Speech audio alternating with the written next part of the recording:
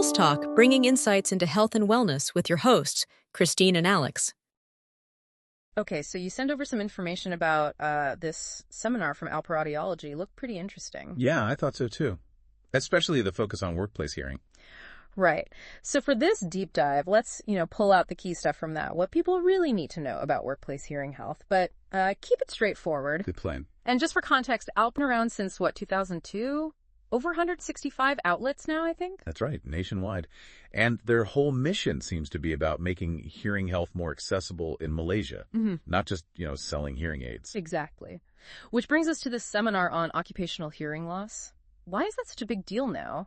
Well, it often just doesn't get the attention it deserves, but it really impacts people's well-being and workplace productivity, too. And the fact that, over 30 companies showed up, mostly HR and OSH officers, that says something. Yeah, it suggests people are starting to pay more attention, definitely. Right. So maybe let's start with Alpro's general approach first. Before the seminar specifics, what makes them tick? Well, they talk a lot about this patient-first approach. And looking at their services, it seems pretty genuine. Oh. They have this term, full-spectrum audiological services.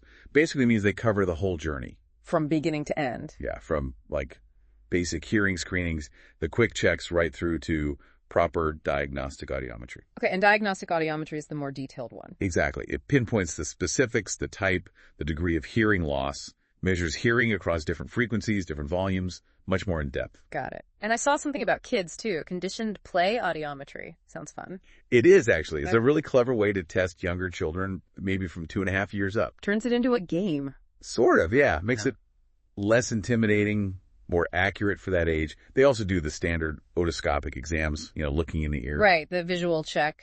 But, and this is crucial for the workplace angle, they do personalized hearing aid fittings with ongoing support. And this mobile audiometric testing. Ah, the mobile unit. That sounds super practical for companies. It really is.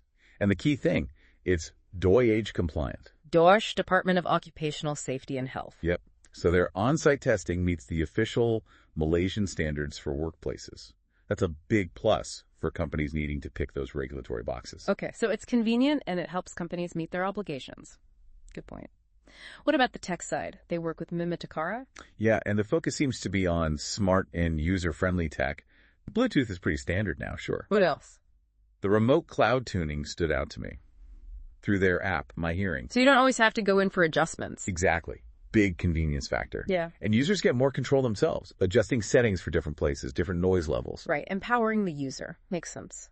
And financially, hearing aids aren't cheap. Do they help make it more manageable? Seems like it. They have these flexible programs. Things like a 7-day free trial. Oh, interesting. Try before you buy. Pretty much. And a 100-day buyback guarantee. That really lowers the risk for someone who's unsure. Definitely reduces the commitment anxiety. And they have rental options, too. Plus, lifetime audiologist support and a standard 12-month warranty. It all points to trying to make it less daunting. Seems like they're tackling the access and cost hurdles. And they do community stuff too, right? Outreach. Yeah, they work with groups like Alliance Malaysia, Percuso, doing free screenings, offering discounts, running awareness campaigns. Spreading the word. Exactly. With that many outlets, they can reach quite a few people. Okay, that gives us a good feel for Alpro overall. Now back to that specific seminar. Occupational hearing loss. What was the main thrust? The big message, emphasized by their chief audiologist, was really about prevention and education. Not just fixing the problem after. Precisely. Being proactive, stopping it before it happens, that's a significant shift in focus for many workplaces. And who did they bring in to talk about this? Experts. Yeah, they had people from NIOH, the National Institute of Occupational Safety and Health, and PERCSO, the Social Security Organization, plus certified OSH specialists. So a mix of regulatory, compensation, and practical safety viewpoints. Right, covering all the bases. What kind of topics did they actually cover? What did people learn? Several key things.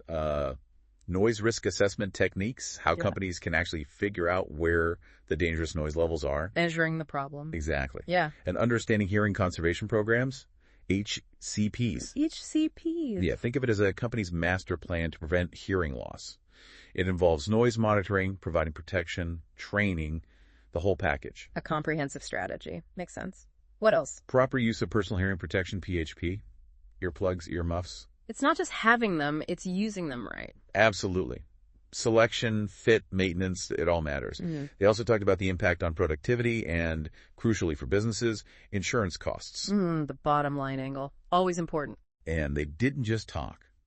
Alpro's audiologists did hands-on demonstrations of the hearing tests. Well, that's useful, seeing it in action. Definitely helps demystify it. Yeah. And they specifically showed their 5-step DOSH-approved industrial hearing test procedure. Reinforcing that compliance aspect again. Right. Consistency and standards. Can we quickly run through those 5 steps? What do they involve? Sure. First, the otoscopic ear exam, just looking inside the ear. Checking for blockages, wax, that sort of thing. Exactly. Then, brief history, asking about noise exposure, any previous issues. Getting the background. Then the main part, audiometric testing. Measuring hearing thresholds across that key speech frequency range, like 500 hertz up to 8,000 hertz. The actual hearing test? Yep.